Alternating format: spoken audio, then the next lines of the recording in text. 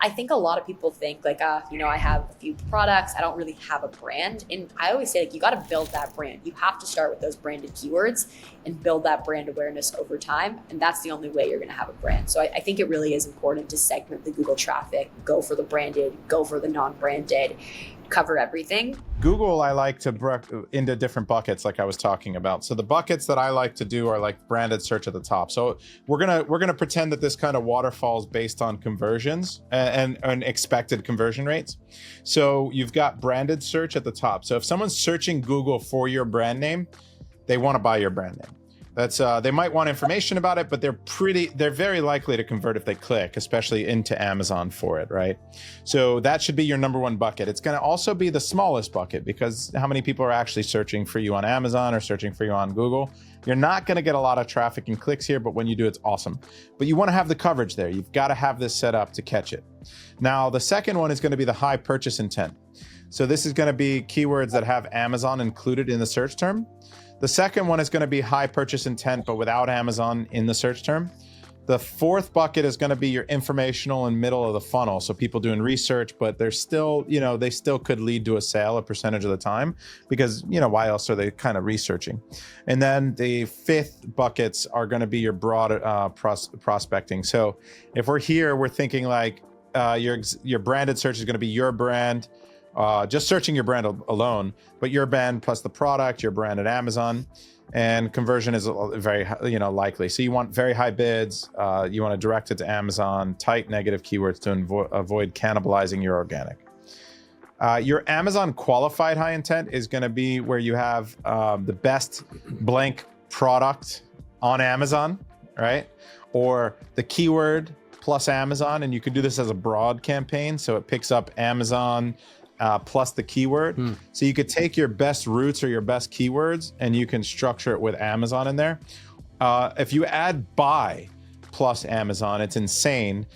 So best plus Amazon, best buy on Amazon, a bunch of keywords with Amazon. And you can, instead of just doing Amazon plus keywords, if you want to like go a few campaigns down and do a bunch of buy keywords, a bunch of best campaigns, but make sure it has Amazon in this bucket. And this is going to be really big because conversions are very high. And so you can route to your Amazon listing and your attribution, get your 10%, you're going to do pretty well. So these are your high intent, but without Amazon. So it's going to be best again, buy, reviews, top rated. These types of descriptors really mean like, hey, I'm looking for something to buy, but I want the best one, right? I want to make sure I get something that is awesome. So you can maybe use ChatGPT and find a bunch of descriptors like this and then turn on a couple campaigns with just like the keyword plus those descriptors in broad form. You're going to get some really cool ones. The next ones are going to be the informational. So how to use it, the benefits, what is the best for a certain use case. Also, besides use case, which isn't here, you could say the audience type. So, fishermen, hikers, whatever it is. So like use cases is good, but also audience is a good one here. So best blah, blah, blah for fishermen. That's a pretty good one, right? And then your super broad ones are going to be like cheap. This is actually, I think cheap might be a high intent. People are looking for it, but I don't think it converts great.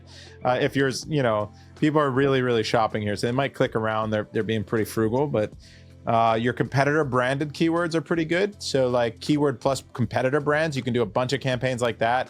Use them as a catch-all, super low bids. Use them for discovery, right? And then you've got product types. Hey, if you're enjoying this content, you're going to love the masterclasses that we host on a regular basis. We've got over 1,000 members in our private community, and over 400 of them are already doing over $1 million.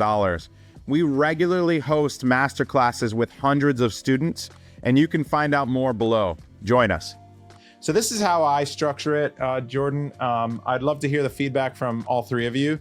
And then maybe we can we can discuss this for a second and then throw it to Jordan for some case studies. Yeah, 100%. Honestly, Brandon, I love the way you structure it.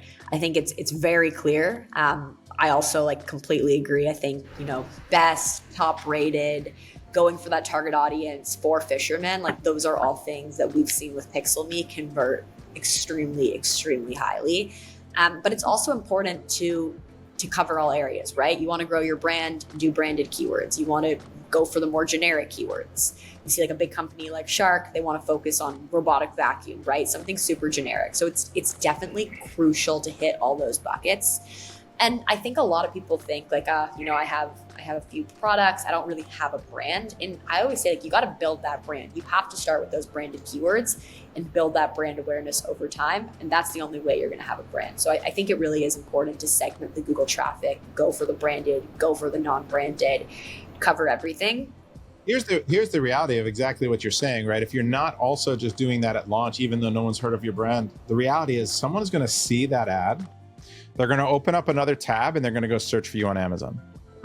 This is that halo effect that we see from every ad in every location. So Facebook, they see your ad, they go search on Amazon a percentage of the time. TikTok, they see someone talking about your product, they go to Amazon and they search for your product a percentage of the time. So it's just the reality of the situation. So you can build some real branded search terms doing that, just by running that ad, even if it's not being searched too often, right? For sure. And then like speaking of the brand name, you also mentioned like, competitor ASINs. Like people have a lot of success with that using, it's not necessarily like one of our, best practice that we recommend to use competitor ASINs, but I've seen a lot of brands do that with Google and have really, really strong success.